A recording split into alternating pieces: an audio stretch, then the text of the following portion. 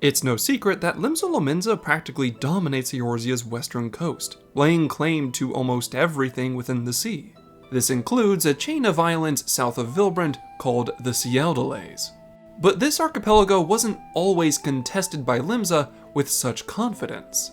Once upon a time, these many islands were the home of various gangs of pirates, with undoubtedly the most famous group being the one that belonged to the Pirate King himself, Mistbeard. Gather around, my friends, as we discuss an island that was once a tale of mystery. For today, we delve into the dungeon that is known as Hullbreaker Isle. The islands of the Cialdales have become rather popular lately, as Limsa Lominsa has taken a new interest in extending its influence to them with a brand new array of settlements and towns.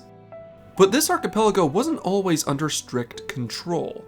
Believe it or not, there was a time when these islands were actually much more populated than they are now. This was during a time called the Golden Age of Piracy.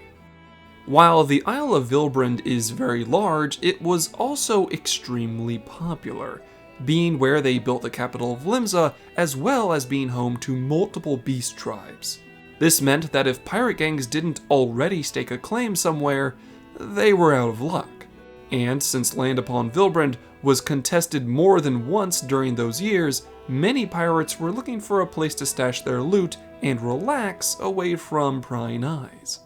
This is when the Cialdales became popular. Many pirates would use this chain of islands for a variety of reasons, but the most common was for hideouts, and Hullbreaker Isle was no exception. However, unlike the rest of the islands within the Cialdales, Holebreaker was special. The island's proximity to Doxy's Pool meant that Holebreaker was almost always covered in a thick cloud of mist. Normally this would make navigation difficult, but maybe possible. However, this island is also surrounded by jagged reefs and rocks, meaning that anyone who didn't already know how to navigate its waters would likely fail. The island's mystery and danger would spook and deter almost every pirate in Eorzea's ocean, except for one. For it was the Pirate King Mistbeard who chose to stake his claim upon Hullbreaker Isle. When exactly he did this and how he mapped out the dangers surrounding the island are still a point of speculation to a lot of people. But make no mistake, the Pirate King and his merry crew would live comfortably upon their naturally defended paradise. So much so that they would even use the wreckage of other pirate ships to build makeshift buildings, bridges, and homes for themselves upon the island. Every now and then, Mistbeard would emerge from Hullbreaker Isle as he pleased, only to return with even more spoils with every successful trip out to sea. The island would become legendary, with pirates dreaming of what secrets and riches were upon the Isle of Mist and Mystery. And yet, roughly 22 years ago, Mistbeard seemed to utterly vanish. The last time he was spotted, he was raiding a vessel carrying ceremonial gifts to Ul'dah for a royal wedding. But after that successful haul, he was gone. Not himself, his crew, or his prized ship, the Har, was ever seen again. It was like the Pirate King had disappeared without a trace, fading into legend. However, in truth, Mistbeard had never left. Indeed, he found himself moved by the leader of a rival pirate crew called the League of Lost Bastards. The captain's name was Merlwyb Blofhisfin, the future admiral of Limsa Lominsa. She and Mistbeard didn't always see eye to eye, but eventually they realized that they shared a similar dream for the future of Limsa and the seas surrounding it.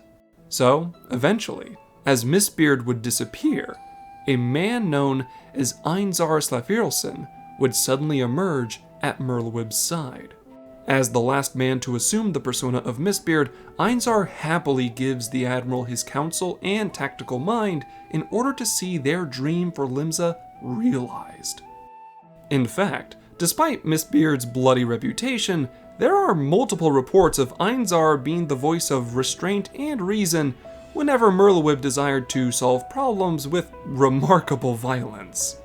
But just because Mistbeard was no longer sailing the high seas didn't mean people forgot about him.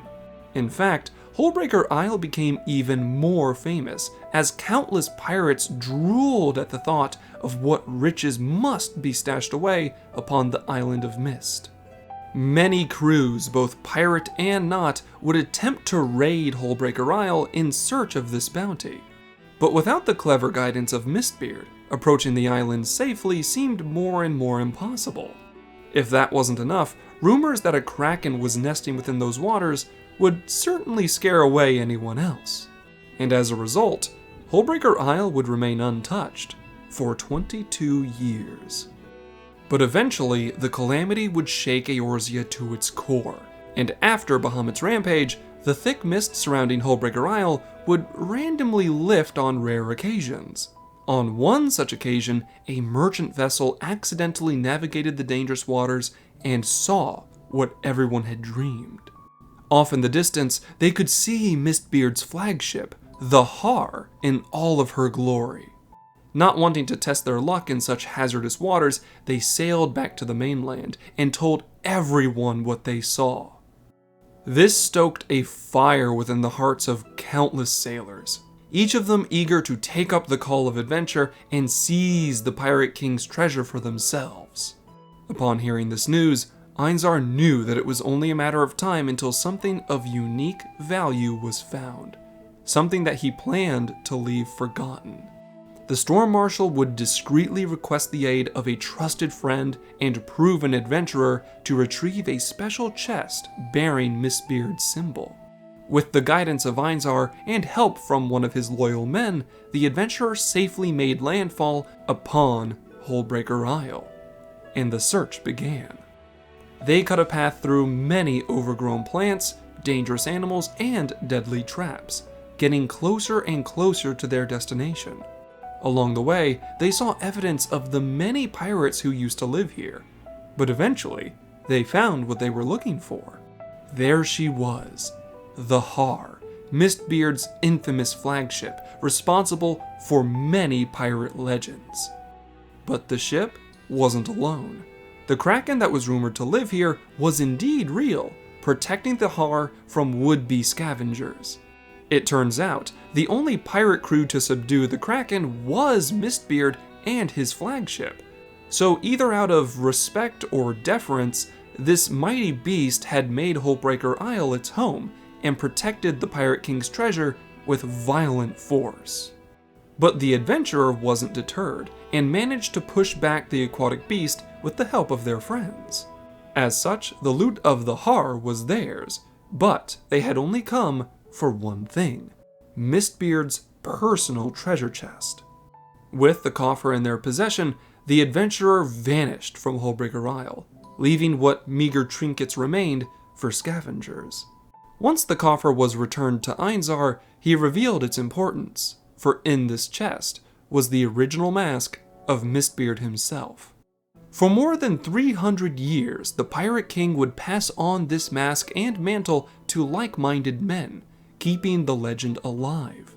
But Einzar knew that Mistbeard had no future in the prosperity that the Admiral had dreamed. So, as the final Pirate King, Einzar had to make sure that no one would ever wear this mask after him. With the mask gone and only a few scattered coins for their trouble, many pirates and treasure hunters would leave Hullbreaker disappointed.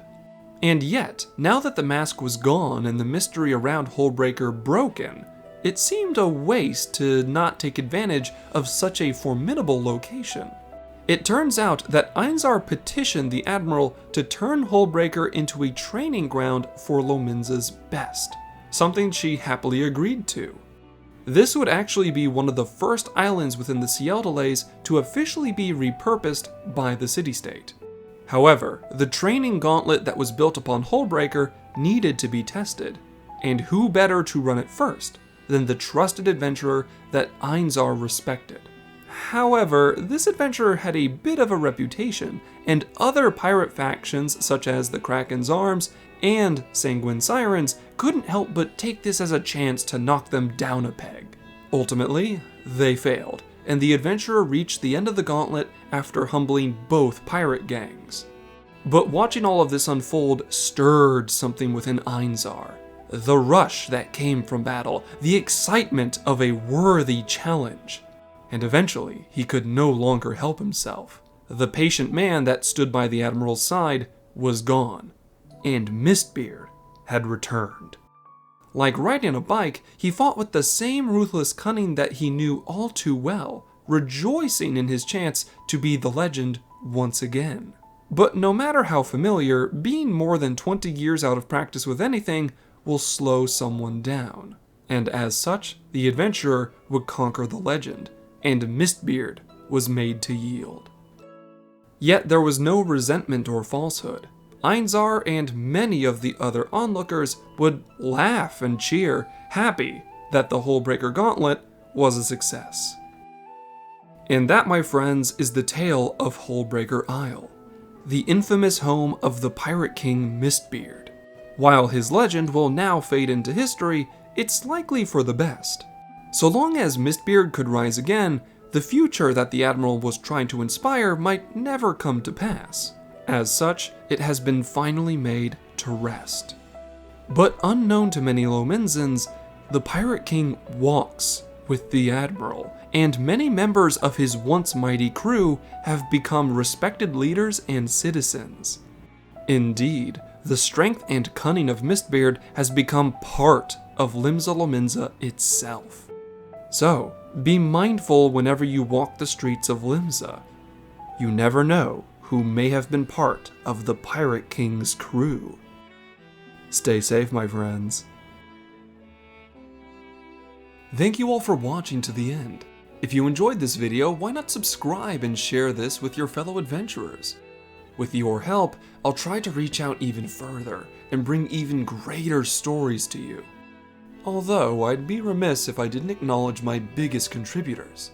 A grand thank you to Amina Viltaria, Travanchet, Sage Mouse, Sinalv Bagel, Cizani, and Vivalisoma, with an additional nod to the scholarships on screen. Links to things like my Twitter and that of my channel artist Caddy can be found in the description. Thank you all for your viewership as well as your support, and I hope all of you have a wonderful day. Class dismissed.